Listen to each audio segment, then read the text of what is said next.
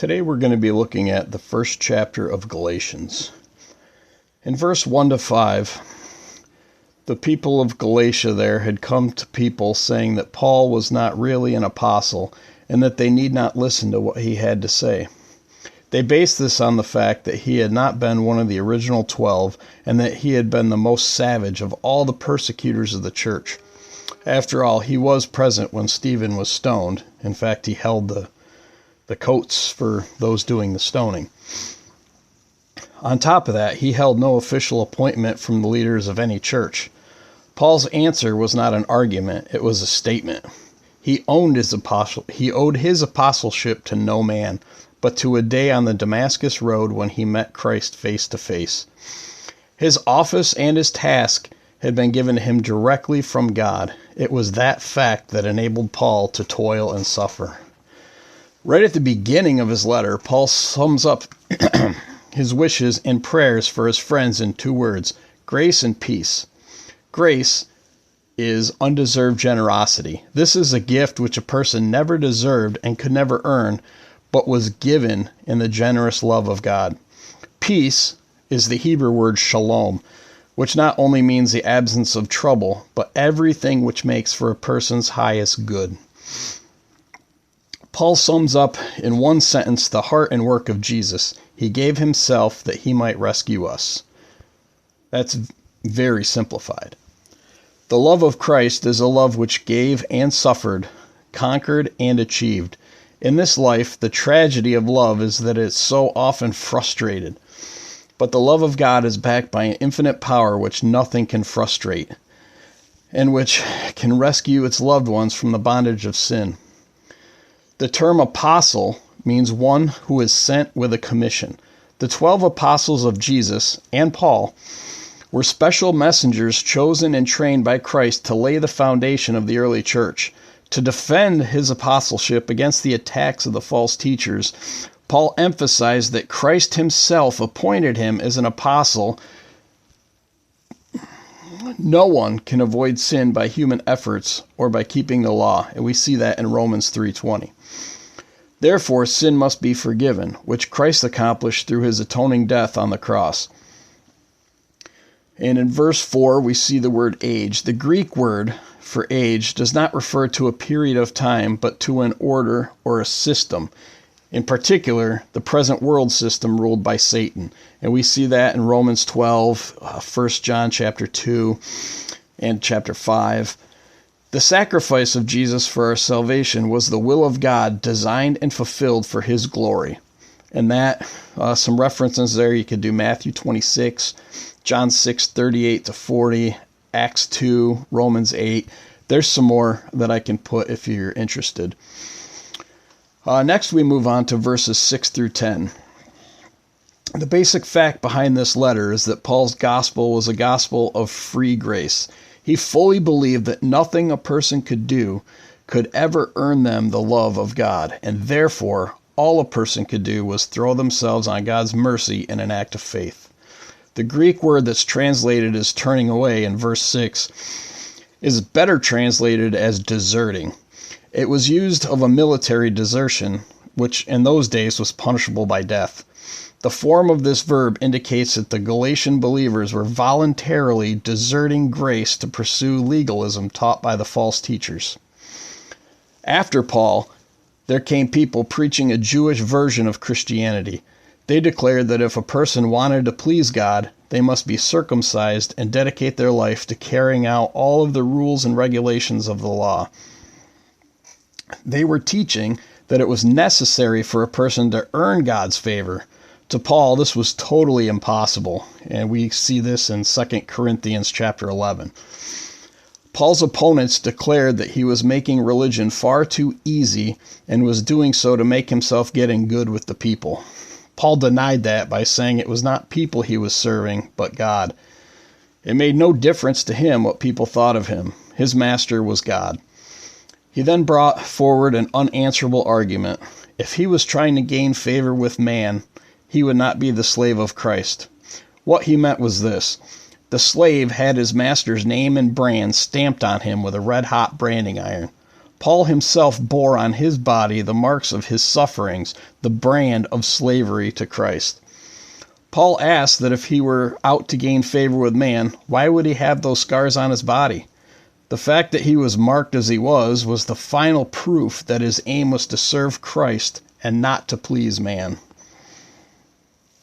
It is when people see that we are prepared to suffer for the faith which we say we hold that they begin to believe that we really hold it.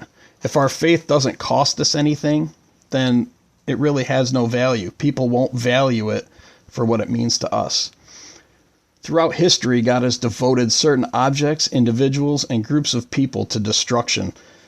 Joshua 6, 7, 25. The New Testament offers many examples of one such group, the false teachers in Matthew 24. In these verses, the Judaizers are identified as members of this group. In verse 8, Paul's point is hypothetical, calling on the most unlikely examples for false teaching, himself or the holy angels. The point is simple. The Galatians, or anyone else, should receive no messenger, regardless of how good their credentials are, if his doctrine of salvation is in any way different from God's truth that is revealed through his Son and the apostles. And verse 9 gives us the result of those who are the false teachers. They are accursed. This is a translation of the familiar Greek word anathema, which refers to devoting someone or something to total destruction in eternal hell. We see this in Romans 9, 1 Corinthians 12, and 16. The next set of verses, 10 to 12, is Paul once again explaining that he was appointed by God, not man. Paul's motivation used to be to please men when he was a persecutor of the church. But Paul had become a willing slave of Christ, which cost him a great deal of suffering from others. This personal sacrifice is totally opposite of the goal if he were trying to please men. Verses 11 through 17, it's Paul's point that the gospel he preached was not secondhand. It wasn't a secondhand story that he heard from someone else. The strong Greek verb used in verse 11, I make known, was often used to introduce an important or emphatic statement. Paul said that this gospel he preached came directly from God. This was a big claim to make, and it demanded some type of proof. For that proof, Paul had the courage to point to himself and the radical change in his own life. First, he had been a fanatic for the law, and now the dominant part of his life was grace. This man, who had deep intensity, tried to earn God's favor, was now content and humble in his faith, and he took what God lovingly offered. He had stopped glorying in what he could do for himself and began to glory in what God had done for him. Paul never lost sight of that. Second, Paul had been the worst persecutor of the church. The word he used, wasted, is the word for utterly sacking a city. He had tried to stop the church, and now his one aim, for which he was prepared to even die, was to spread that church all over the world. In order for Paul to have become so radically different, the explanation was direct intervention of God. It is a notable thing about Paul that he is not afraid to show the record of his own shame in order to show God's intervention and glory. He had two things to say about God's intervention. The first was that God had prepared this role for Paul from when eternity began. God sends everyone into the world with a role to play. It may be a big role, it may be a small one, but it is a role nonetheless. Secondly, Paul knew himself to be chosen for a task. He thought of himself as chosen for service, not honor. Not an easy life, but that's what he was chosen. The Judaizers received their religious instruction from rabbinic tradition. Most Jews did not study the actual scriptures, but instead they used human interpretations as their religious authority and guide. Many of their traditions were not taught in scripture, but also contradicted it. We see a good example of that in Mark 7:13.